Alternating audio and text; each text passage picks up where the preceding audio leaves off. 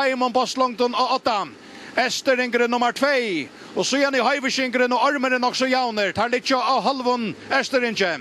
Anke spänningar ut och man har försvarat Klaxforsingren Atlas är att vinna vid man ner. Han är tvär Bosslongton och 8. Ester Ingrid nummer 2. Kvar är så nummer 3. Är det Heiversingren som täcker armen ut. Det kan gott vara. Ester Ingrid nummer 2. Armen nummer 3. Heiversingren nummer 4. Havnabatren nummer 5. Kom ner av halvan målen, 200 meter efter mål. Klaxforsingren, oj, uppforskningsrådet. Han är halva 3 Bosslongton till 8 halvtid nu. Jag har inte så sannförande rover att nökron tog man för i alla söker. Han vinter bort till Rotamon. Klaxforsingren, halva 3 Bosslongton till 8. Ester Ingrid nummer 2.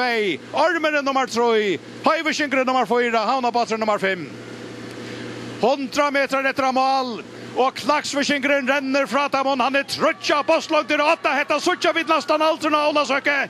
Klaxforsingren, oj, suverän och stöjle. 50 meter efter mål. Han är trötja Bosslongton alltid 8. Han vinter ut dem. Han får över mål och förja löte. Och här prester skottet. Klaxforsingren förja mästare. Och alla söker vinnare vid man är. Kvar nummer 2. Vid Ester Ingrid levererar armeren. Lite månader att hemma batten. Halvtid till Ester Ingrid. Och så är det ganska armeren. Så blir det Heiversingren. Jag vet inte man är kommande målen. Och så är han i Havnabatren. Och här var Anke Nivi. Hatta var så suveränt som vi själv ansåg det. Solby. Ja, det var Anke Nivi om att det var Klaxforsingren som vann. Det kom så sannförande längt främst inom målstrykna. Och här räckte han så på att nummer 2 att få andra platser. Och det är armeren länge. Men det ska, ja, jag var kört lite. Men nummer 8 till Ester blev som nummer 3.